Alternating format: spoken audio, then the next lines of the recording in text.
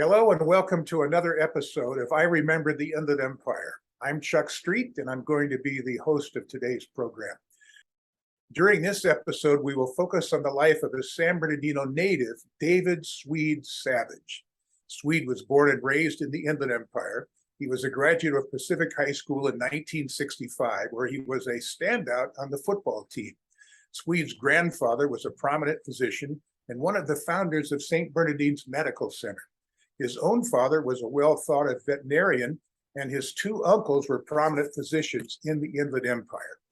But the thing that distinguished Swede Savage the most from other people was that he was a talented and passionate race driver. He was considered a natural in motorsports. Unfortunately, Swede Savage was involved in a horrific accident during the 1973 Indianapolis 500. He died 33 days later as a result of the injuries that he sustained in that crash. Swede was 26 years old. His story is part of the history of the Inland Empire. Joining us today is Tom Giudici, who knew Swede during his motorcycle racing days and who closely followed Swede's ascension into Indy car racing. Also joining us is Ted Warner, who was an early fan of Swede's and his career. Ted published a captivating book last year about the promising life and short IndyCar racing career of Swede Savage. His book is a real page turner. Tom and Ted, welcome to our program and thanks for joining us. Thank you. Pleasure to be here. So Tom, I'm going to start with you because you ran into Swede Savage a few times in his early career. And at that time, you were pursuing a career in motorcycle racing, and so was Swede at the same time. So tell us about the Swede that you remember meeting and talking with. Sure. And I'm going to tell you, I enjoy talking about Swede today because he was one of ours from San Bernardino, and we loved him. I was introduced to Swede by a common friend who worked at K&N in Riverside, and this friend really felt that Swede could give me some help and advice because my career was just starting off in motorsports, and I didn't have support of my family, and so they weren't going to stop me, but they weren't going to help me. So I needed all the help I could get to develop a network. So that's how I met him. And some people today might say, well, why are you talking about this guy, Swede Savage? He doesn't have the credentials of multi-Indy wins. He wasn't a USAC champion. He wasn't Indy winner multiple times. Well, the simple answer to that question is, if you would have ever met him, if you would ever have seen him raced, or if you just were a fan of his, you would know why we're talking about him today. Sure, he didn't have all the statistics and credentials and so forth that perhaps the Hall of Fame drivers have, but it's because his career was so short. There was no doubt that he would have accomplished those feats and so on. But the thing about Swede, besides being from San Bernardino, and he's one of us, when you met him, you recognized his personality, his dedication, his sacrifice, and most important, his passion for the sport. He didn't do it for a paycheck. He wasn't doing it to make a living. Swede was 10/10. He was on it when they fired the engine on pit lane until the checkered flag. And it wasn't about making a living for him. It was about the sport. So what kind of a guy was he? You were introduced to Swede and you spent time with him. Tell us more about his personality. It sounds like he was a very open and gracious person. We didn't just talk about motorcycles, and we talked about girls. We talked about sacrifice and being somewhat selfish, because to accomplish the goals that we were setting out for, you weren't going to have a lot of time for family. You weren't going to have a lot of time for the normal events of a family life. So there was we met. It's kind of, I'll make it real short. We met after a race that he was a motorcycle race, and he didn't do so well in that motorcycle race. And I told my friend, maybe we shouldn't go down. That he's probably going to be in a bad mood. And he said, no, he knows you're coming and he wants to talk to you. So we went down, and he couldn't have been more gracious. And when we talk about that's that's what made me a Swede Savage fan from that moment on. But at the conclusion of that conversation and that meeting, and we talked about so many different things. By the way, we had to stop the conversation because they turned the lights out in the pits, and we had to leave. Was he said, "Let's keep in touch." And when he said, "Let's keep in touch," that to me was like certification. Hey, man, we're buds. We can do this, you know. And he had when he heard about what I was trying to accomplish, and he really respected that. So as a guy, he was a man's man, and there's no two ways about it. He's very passionate about motorsports, and that was just at the start launching his career at that point. So Ted, you did a lot of research about Swede for your book. In fact, you indicated previously that it took 4 years for you to put the book together, and you interviewed a lot of people who knew him. You interviewed his wife, his daughter,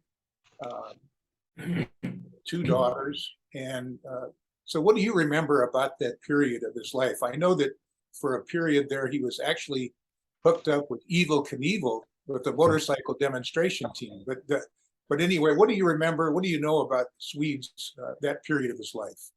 Well, no, that's right. In fact, the room I'm sitting in now, which we call the Savage Suite that Angela and I put together, there's a contract between Evel Knievel and Swede just on the shelf out of the camera range here. But I was only 11 years old when I became a fan of Swede, growing up in the Chicago suburbs and primarily through his involvement at Indy. But I was so fortunate to meet Angela, his posthumous daughter, several years ago. And Angela had all of the belongings of Swede, her father, and all the newspaper clippings and magazine articles and everything just gathered in 2 or 3 trunks in her storage shed out in the Nevada desert. She was in Boulder City at the time. And after Angela and I just kind of had this common realization that we needed to write a book, not only about Swede, but about Angela's life, which is equally fascinating. But that's when I had access to all these,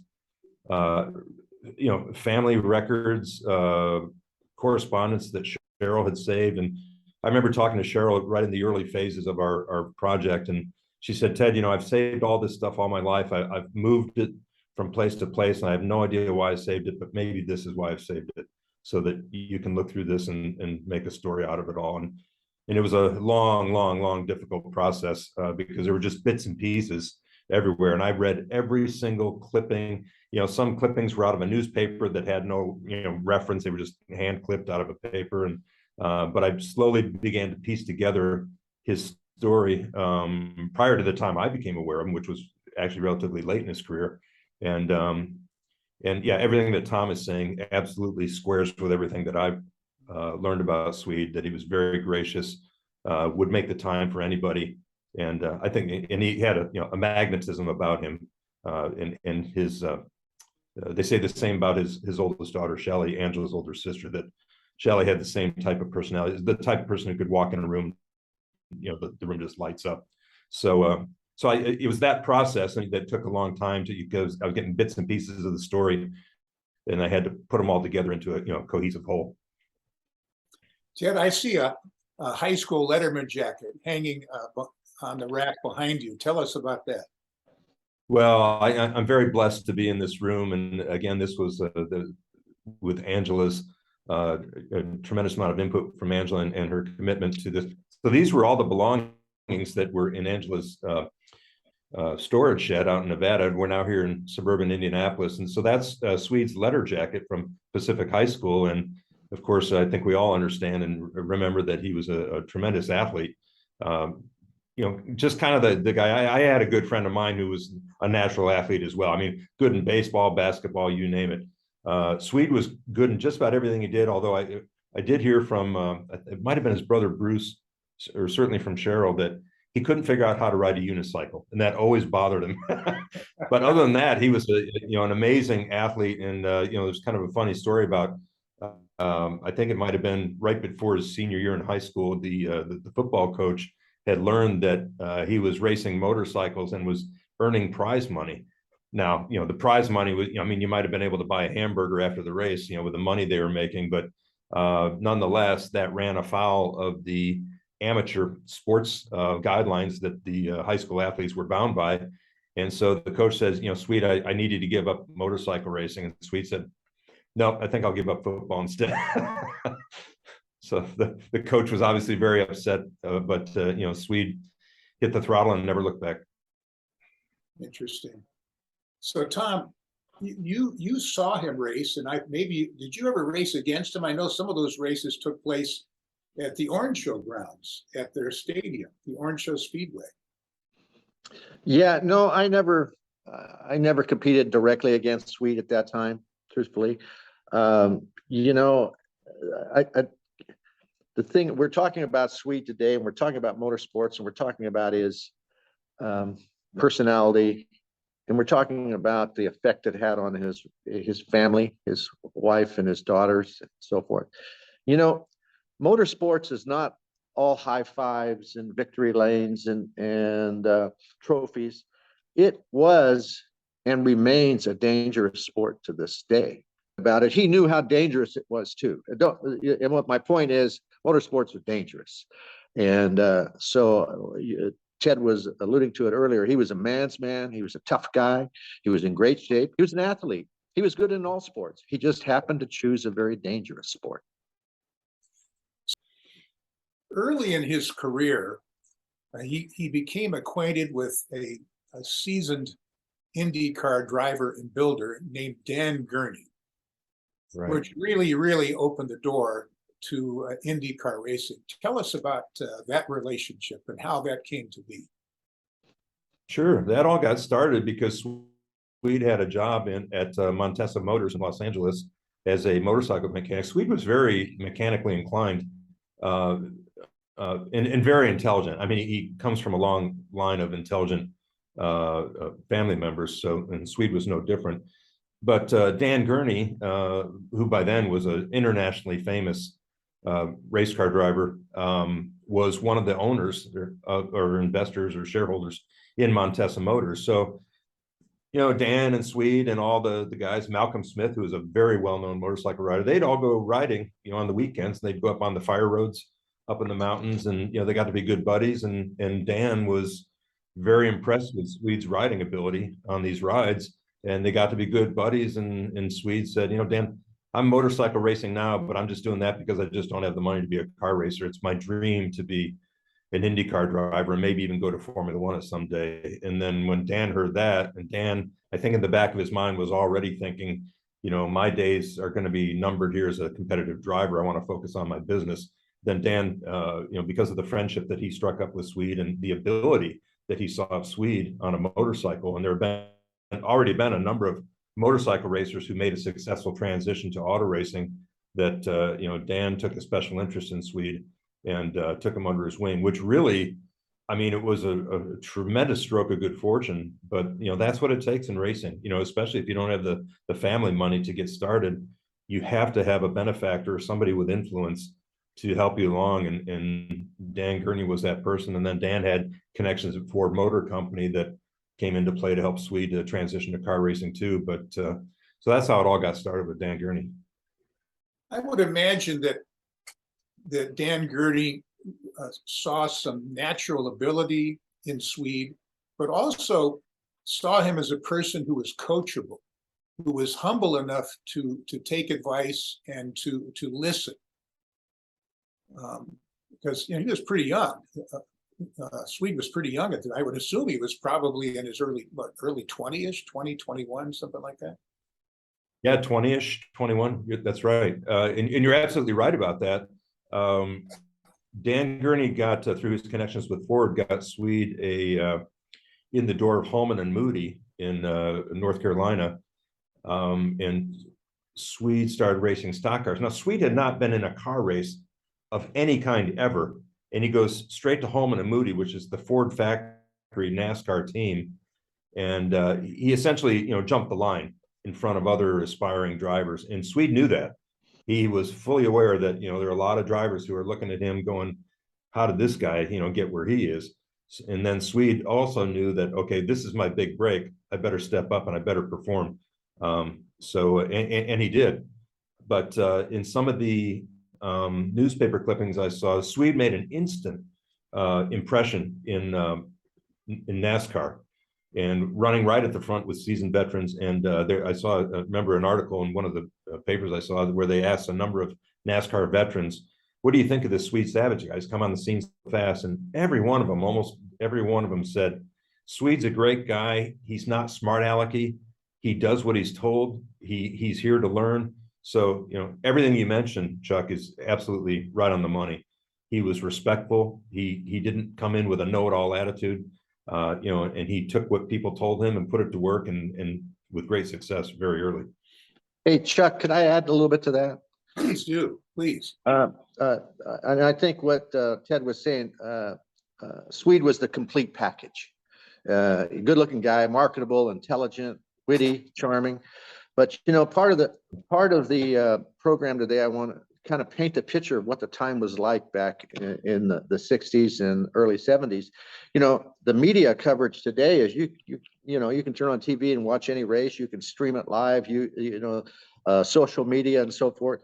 Well, back in the day, we had the telephone, and we had the newspaper. And our local LA Times here, our motorsports editor was Shav Glick. And if you got on his radar screen, you had made it. And Swede was on his radar screen. So he had to develop from a grassroots level to this national level. And that's part of how locals followed race drivers back in the day. If they did well on the local tracks, you wanted them to go national, and then you follow them as much as you could. And as much as you could meant maybe watching ABC Wide World of Sports on Saturday afternoon, and you would watch the Monaco Grand Prix for a while, and then they'd switch to cliff diving from Acapulco. So that was our method of finding out who won the race. So it was limited, but Ford, well, Dan Gurney, not only being a great race driver, he was also a great builder, engineer, and he saw the vision in Swede. I think he maybe even saw some of his own personal qualities coming from Riverside. Actually, Dan was from New York and then growing up in Riverside, but it was the key to his success. And I'll leave it at that. And I didn't mean to hog the whole show. Go ahead, guys. No, that's very insightful. Tom, you mentioned the fact that Swede was marketable. And Ted, you alluded to the fact that the Ford Motor Company was made aware of Swede and his potential. And you talk about a marketing guy who you called a marketing genius, Right. Who worked for Ford at the time. His name was Monty Roberts. So tell us about Monty Roberts and what he saw in Swede and what their relationship was like. So when I say Monty Roberts was a genius, that's not just hyperbole. I mean, he had skipped 2 grades already in school, and he was named as a Ford scholar and was given a scholarship, full scholarship to college as one of the 100 most promising students in the nation. And he went off to Yale at age 15. So that's how bright Monty was. So anyway, so Monty is working in public relations and marketing at Ford Motor Company. He's assigned to the motor sports division. And at the time, you know, Ford, they had really jumped all in to racing. I mean, big investment, you know, because they knew that that's how they could appeal to the young. You know, the Mustang had just come out. You know, they're trying to appeal to the young audience. And so Gurney, Dan Gurney, of course, you know, was already a Ford driver. And when Gurney says something to somebody like Monty Roberts at Ford, Monty Roberts listens. And Gurney said, hey, Monty, I've got this guy I've taken a personal interest in. He's raced everything with wheels on it since the age of 5. He wants to get into big time racing, and he's an immensely talented guy on 2 wheels. I'd like you to come see him. And Monty says, well, what's his name? And he said, Swede Savage. And Monty's like, Swede Savage? Are you serious? That's his name. So, and of course, you know, that's just a magical name for a race car driver. So Monty goes out to Riverside where Dan was testing a car, and Dan said, Swede, come on out. I want you to meet this guy from Ford. So Swede rides his motorcycle out there, and he chats up with Monty Roberts at Riverside. Monty is just like most people. He was immediately impressed with Swede the person, and Swede the personality. And of course, Swede was very handsome, even at, you know, at that young age. And Monty's wife, Laura Roberts, was with him at the time. And Laura's like, I love this guy, Monty, you've got to do something with him. So Monty agreed.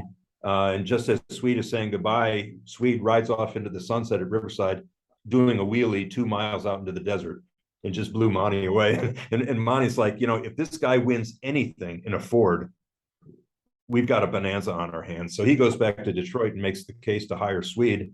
And he said, you know, believe me, guys, this guy, you know, Dan Gurney highly recommends him. And they said yes. And this is highly unusual. You know, and like I said, you know, Swede essentially just jumped the line in front of thousands of other aspiring racers, never driven a car race in his life. And that's how he ends up going to Holman and Moody, Swede's factory Ford team. And Ford wanted to improve the image of the drivers driving their cars. Cale Yarborough was already a Ford driver and was very articulate, you know, and a lot of these NASCAR drivers, you know, that struggled to put a sentence together. Try not to be too crude about it, but they were not as polished as they are now by a long shot. And Swede was equally articulate. And so he fit the mold of what Ford was trying to do as far as presenting a professional image. They wanted drivers they could bring to an auto show and talk to an audience and communicate clearly and represent the brand well. So that was fortunate timing on behalf of Swede too, that they had that initiative in place. Let's leap forward a little bit to where he was driving Indy cars, and what happened at the Phoenix Raceway. And Tom, maybe you could take that first. Well, first off, let's talk about the era in which Swede competed in open wheel racing, and let's don't leave the fact that he also competed in Can-Am stock cars as well. And that generation of drivers, AJ Foyt, Mario Andretti, both Unsers, Johnny Rutherford, Ruby, Gurney, Parnelli Jones. These guys raced on every kind of track and in every car that you could imagine. They would race at Ascot Park. By the way, they were chasing a buck back then too. They couldn't just be specialists like we see today. One driver will drive nothing but sports cars. Another driver will buy nothing but stock cars. These guys, every chance they got, they raced. Now, and Chuck, that's even on dirt tracks at fairgrounds. Okay, that's just not the safest places in the world, but that's how they competed. We'll talk about Phoenix when Swede won in 1970, and that was his first. And Ted, you can correct me, but I think it was his only IndyCar win, wasn't it? Correct. Right. Yeah. And he basically, and by the way, that race is on YouTube, and it's really kind of fun to watch because Swede gives a great interview at the end there when they asked him, how's this rank in your victories? And he says, well, this is my only victory. So it's right up there at the top. But that particular day, all the greats were there, and they had a bit of a strategy race going. And I think he passed Roger McCluskey at the end there. Very fitting, very exciting. That's our home track basically for us here in Arizona is Phoenix. And it was a great day for people from San Bernardino and people from Arizona. Ted, what do you remember about that race? Well, it firmly established Swede as a true star, a true driving star, because like Tom said, I mean, the best of the best were there. This was in November of 1970. I believe it was the last race of the season. And by the way, it also happened to be the first victory for Dan Gurney as a team owner. So with all the drivers that have driven for Dan Gurney over the years, Swede Savage is the driver who got him his first victory as just a team owner. But there were, I think, 24 drivers who qualified for the race, but I think there may have been 26 that didn't qualify for the race. So more drivers didn't even qualify for the race than did, and Swede Savage came out number one out of close to 50 drivers who showed up that weekend, all trying to win the race.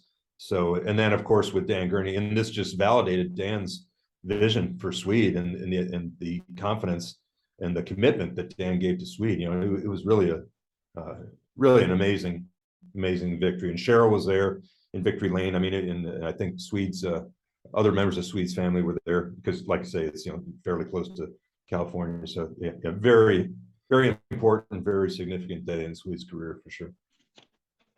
You mentioned Cheryl, Swede's wife. Let's just talk briefly about her. She was from San Bernardino. She attended San Bernardino High School, and her father was the master teacher at the Verdemont Boys Ranch, right, up near Devore. And I remember being a student with Tom at Aquinas High School. We used to play Verdemont Boys Ranch in some of our sporting events. But tell us a little more about Cheryl.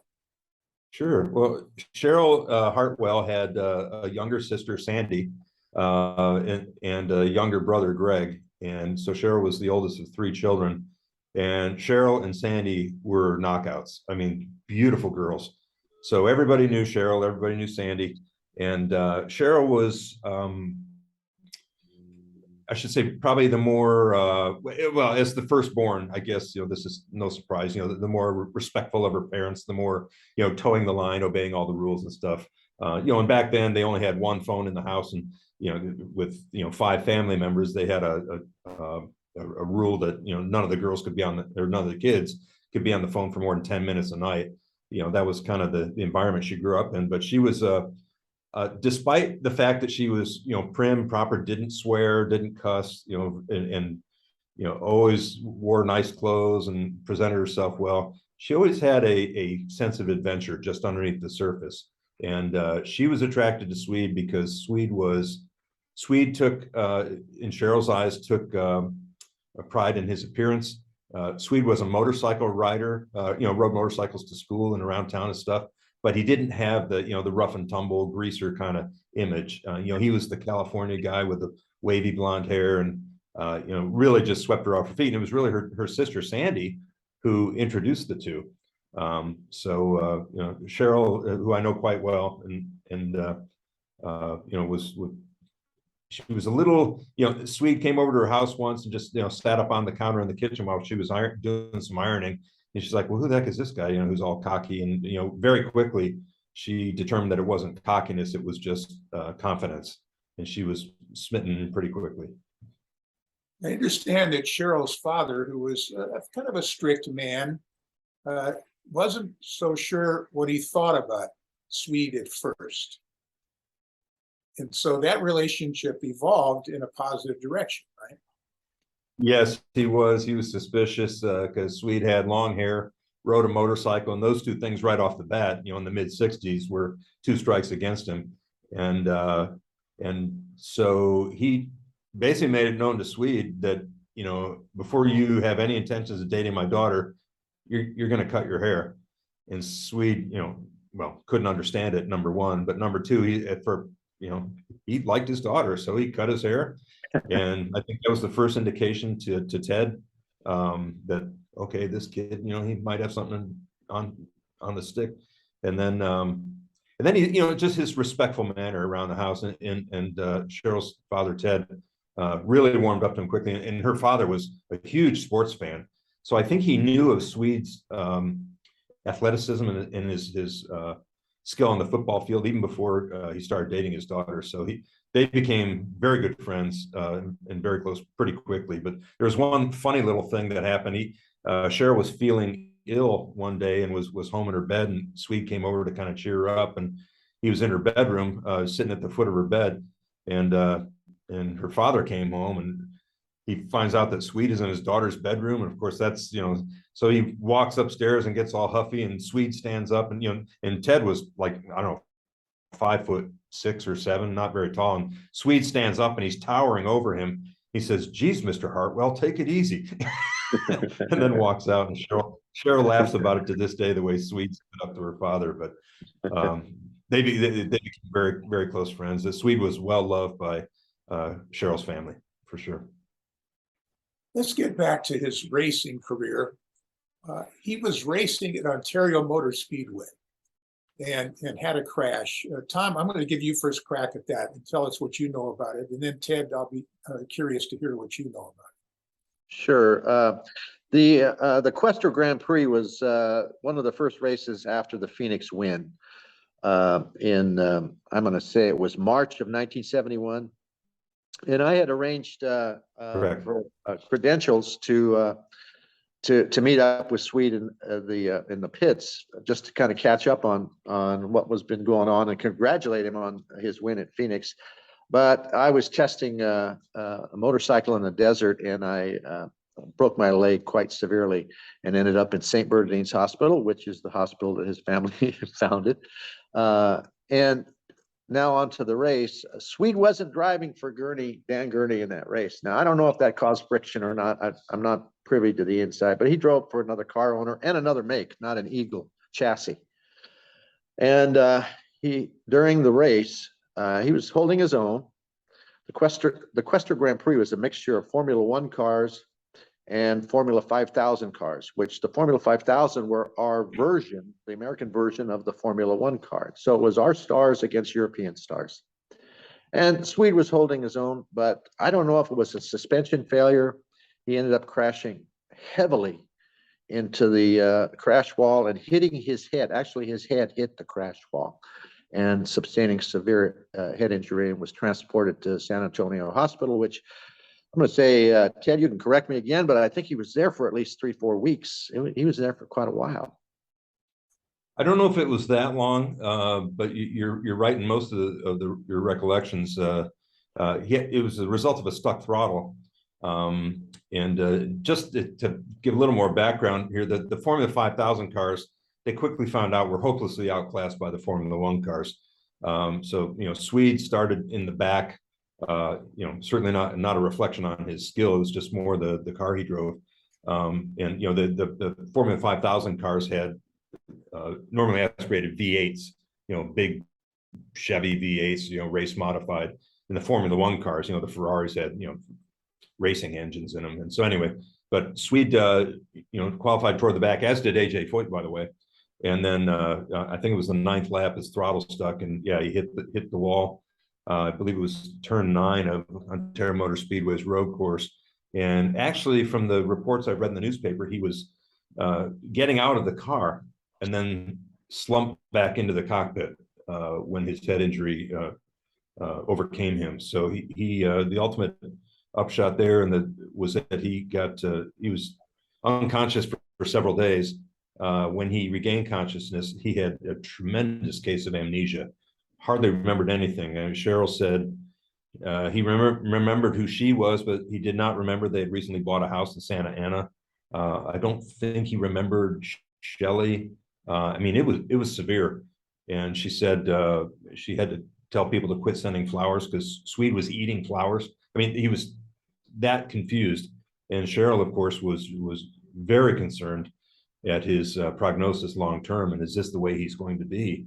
But Swede willed himself back, and Cheryl said he wanted to play Scrabble every night once he was discharged from the hospital to get his mental faculties back.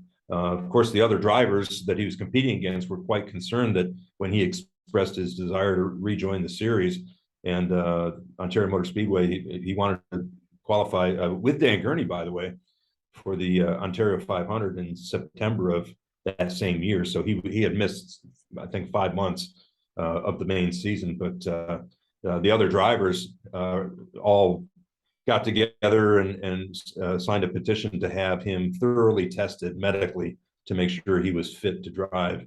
And he passed those tests with flying colors. And then he qualified 4th in a field of 33 cars for the California 500, driving for Dan Gurney. So, that laid to rest all doubts. So obviously that was a very scary period for not only Swede, but his family. But it sounds like with that burning desire and passion that he had for racing, he did the work required to recover. Right. And so then what happened after that? I would imagine he was in some other races. Was he in Indy previous to 1973? Had he raced there before? His rookie year, yes, rookie year was 1972, although Dan Gurney wanted him to race at Indy as early as 1970, I believe. We have copies of letters that Dan Gurney sent to USAC, United States Auto Club, the sanctioning body for IndyCar racing, asking for permission for Swede to take his rookie test in 1970, I believe. And they said, well, and of course, by this time, I think he won the race in Phoenix. And but they said, he still lacks sufficient experience in Indy cars. Give him a full season this year, and then repetition next year. And then that ultimately didn't happen. And then Gurney's All-American Racers team, there was a cutback on their main sponsorship from Molson Ice, so Dan Gurney did not have enough funding to run 2 cars as he had been accustomed to doing for the 1972 season. And Bobby Unser, who was the other driver on the team, was already an Indy winner and was well known, and Swede was still kind of this up and coming driver. So however the decision got made, Dan told Swede, you know, I can't run you next year. You're free to pursue other opportunities. And then he quickly latched on with Patrick Racing. Patrick, he was just getting started, but Patrick Racing would ultimately become, you know, one of the premier teams in IndyCar racing. So he ran Indy in 1972. 1972 is an interesting season because they only had 10 races in the entire USAC Championship Trail. But we have documentation that Cheryl had saved, the contract that Swede had signed with Mr. Patrick. He was going to be paid a salary of $25,000, which, you know, back in 1972 was not bad money. And then of course he had I think 45% of 95% of the prize money that he would win once he recouped his salary. So, you know, and that allowed them to buy a house in Santa Ana once he signed the contract. So, you know, they bought a house on Ross Avenue in Santa Ana, California that Cheryl showed me just a year or so ago. And so that's how he got back. And then his debut at Indy, he qualified on the outside of row 3 as a rookie, which was a pretty strong, you know, of course there are 11 rows of 3 drivers. So he qualifies in the 3rd row of 11 rows. So he had a very successful qualification, but his car had a mechanical failure on the 6th lap. So he finished 32nd out of 33 cars. Yeah. Well, let's talk about the 1973 Indianapolis 500. So Ted, could you set the table for what happened at that race? Yes, 1973 was a very dark year in the history of the Indianapolis 500. Probably most people agree it was the worst running, kind of a star-crossed unfolding of events during the entire month. And really the background of this was the incredible increase in speed that had been seen, primarily because of the USAC was allowing wings to be placed on the cars for the first time. In addition to that, Goodyear and Firestone were still battling each other for supremacy in these tire wars, and they both determined that, hey, if we don't run in the rain on the ovals, which we don't, there's no reason to have tread on the tires, so let's just leave the tread completely off the tires. So the tire technology had advanced in addition to the wings. So the upshot of that was that the pole winning speed in 1972 was almost 18 miles an hour faster than the pole winning speed in 1971. And traditionally that increase in speed had come in 1 and 2 mile an hour increments, you know, throughout the history of the Speedway. So this was a tremendous leap forward. And then you go to 1973 and the teams are a little smarter about downforce and the wings and how to tune the cars. And preseason testing, Swede had already on hand watches at the Speedway, had already turned 200 unofficial 200 mile per hour laps in testing in March.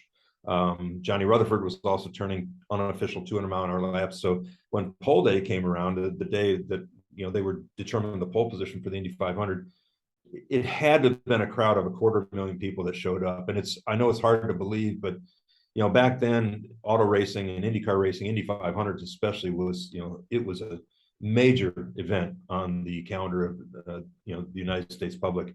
And everybody showed up in anticipation of seeing the first 200 mile per hour lap. Curiously enough, Swede had the fastest lap in practice leading up to pole day qualifying. They had 2 weeks of practice leading up to pole day, and Swede had a lap of 197.6 miles an hour, I think. So, and then in early morning practice before qualifications got underway, Art Pollard, who was a 46-year-old journeyman driver, crashed and suffered fatal injuries the morning of pole day qualifying. And I was a little kid. I remember when they announced that he had died.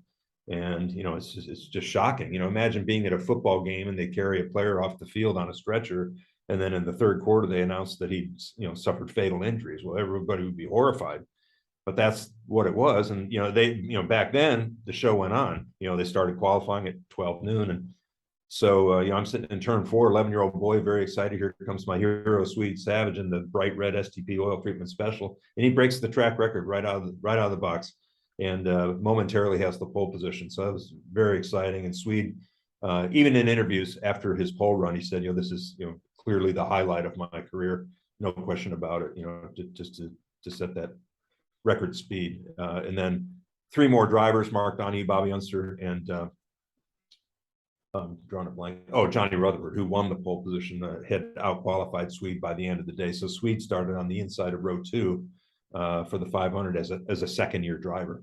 But they'd already lost one driver. Then here comes race day, and it had been rainy all month long, and race day was no different. He had 350,000 people that showed up at the Speedway. There was a 5-hour delay to the start. They finally tried to start it at, kind of mid to late afternoon. And if it had run the full 500 miles, they probably would have waved the checker flag at after 6 o'clock p.m., which is highly unusual at Indy. Anyway, there's a big crash at the start. Car almost went into the crowd, Salt Walter. All the fuel from his car sprayed out of the car, some of it on the crowd. People were injured, 2 women seriously burned.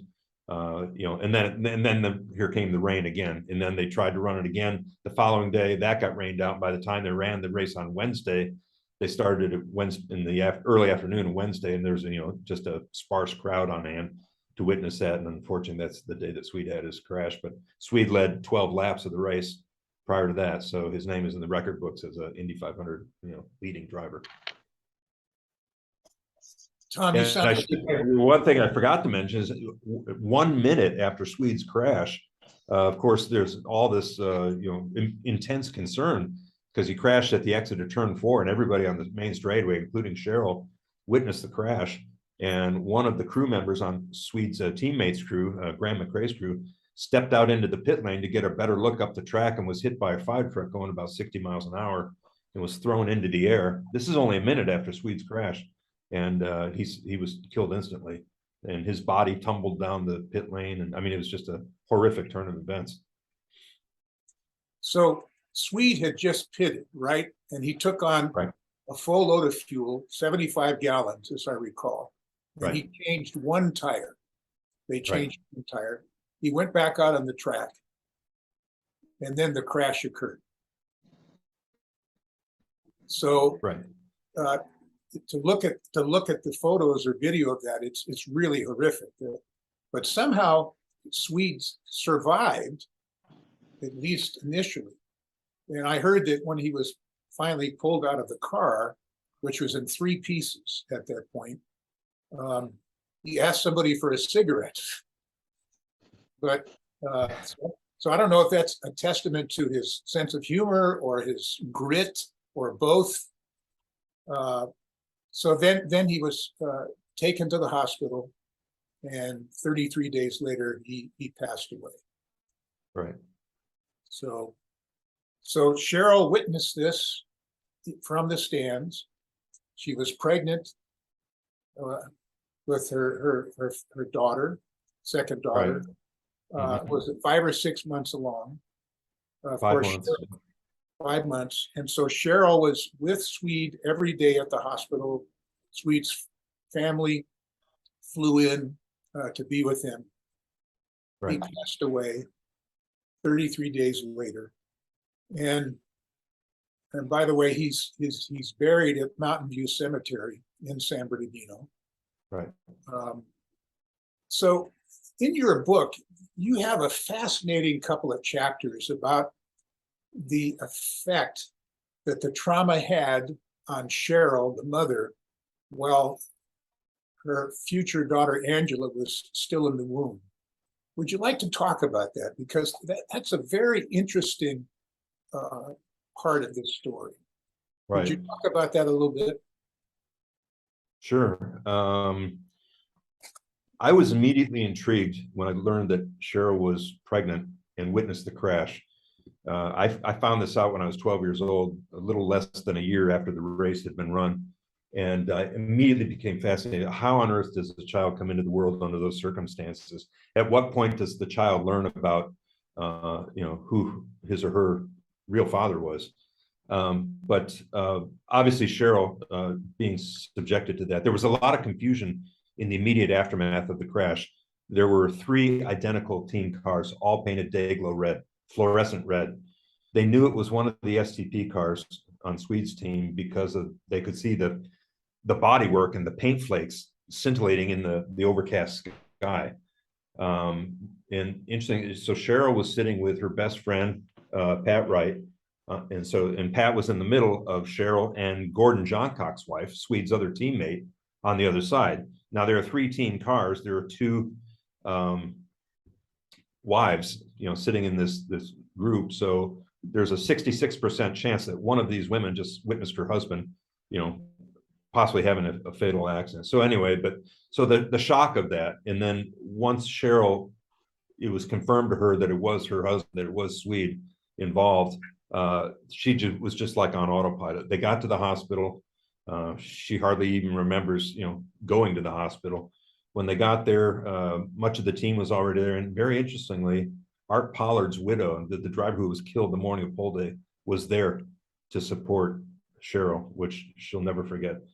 But so, and Cheryl being pregnant, and of course, the Swedes the whole time in the hospital, 33 days, and then his death, his funeral, clearly that was a time of immense stress in Cheryl's life. And Cheryl always wondered if the stress that she went through and literally the PTSD that she suffered had to have affected her baby in some fashion. And we come to find out through medical research that there's a field of study called epigenetics that now correlates PTSD in pregnant women, specifically pregnant women in their 3rd trimester, with genetic markers on the baby's DNA from the mother get changed, and the baby also suffers that PTSD. And Angela has, told me numerous times, I felt that's, I feel like it's hard to describe, but I feel like I felt that same trauma. Well, now we know that there are medical studies that have demonstrated that, and there's a name for it called epigenetics. And furthermore, we found some additional research about the children born to women who lost their husbands on 9/11. There were 108 babies born posthumously to women whose husbands died in the terrorist attacks. And because of the large number of those children who were born under those circumstances, the media took a much more closer interest in that story than they did when Angela was born. When Swede died, that was kind of the end of the story, and people went on, and nobody really followed up on the rest of the story, which is one of the reasons I wrote the book. But they checked in on these 9/11 babies, if you want to call them that, and they had problems just like Angela growing up, and they had resentment toward their older siblings, like Angela had to Shelley, because Shelley was around when her father was alive, but Angela wasn't. So there's some resentment there, and we found a lot of similarities between Angela's childhood experiences and the experiences of these 9/11 babies who are now 20 years old. And we've had the ability to watch their lives develop, like we could have watched Angela's life develop, but back then nobody had any awareness of these specific conditions. So Angela had really a tumultuous life for many years, but seems like things have settled down now, and she's much more comfortable. And I believe that you arranged for her to visit the Indianapolis Speedway in 2015, and that was her first visit, right? Right. So, and then again, there's Yes. pictures of her in your book. So, Tom, anything else you wanted to say before just to clean up a little bit of the history, the jump in speeds in 73, not only were the tires and the big wings, but also the turbocharged engines. They were messing around with turbos. They had qualifying engines at that time and race engines. And Swede was driving a Eagle chassis, which was designed and manufactured by Dan Gurney. So I thought, he had one of the fastest cars there. And Ted, I'd like to thank you. Your book connected the dots after Swede's death in 73. By the way, I still believe that was going to be his breakout year, because two things occurred. His teammate, Gordon Johncock, won the race in the STP. I think it was number 20. And then Wally Dallenbach assumed his ride, Swede's ride, and he ended up winning at Ontario that same year. So the chassis and the combination, the chief mechanic, they were there. They were in place for him to go on. But getting back to your book, unfortunately, the life ends in 73, but the mystery continued for all of us here. And you you've connected all the dots, and we all wondered what happened, and as Chuck and I were discussing, our paths crossed with the Savage family from time to time in the San Bernardino area, because it was still a small town. But as far as that day, that race, it changed it for all of us, and especially his family, of course. But and you were talking about tires, Ted, about Goodyear and Firestone. I think it was AJ Foyt who put it so eloquently. He said, "I'm so old, I remember when race tires were skinny and race drivers were fat." And so obviously today, that's definitely not the case. And we all got to keep our sense of humor. It was a terrible day, but we love this sport. We still love this sport, and it's brutal, and we hate when this happens, but it is part of the sport. Yeah. I want to hold up your book, Ted. It's really a very captivating read. And how can people get a hold of this book? Yeah, Chuck, we have a website, savage42.com. There's information on the book, and also you can order it there. And Angela has some nice merchandise items as well, some cool T-shirts and stuff. So it's a place where you can go and learn more about Swede, learn more about the story. And I really need to thank Angela, especially for her collaboration on this book. I mean, we really wrote her part of the story together, and it was very difficult for her to relive some of the things that she went through. But so we created this website, savage42.com. You go there and read more about the book, and you can order it there if you like. Well, Tom and Ted, thank you so much for being a part of today's program. We're recording this program today on August 27th, 2022. And it just so happens that yesterday was Swede's birthday. So how fitting. Well, that concludes this episode of I Remember the Inland Empire. Thanks for joining us. This program was produced by Mike Kunert, and we look forward to seeing you next time.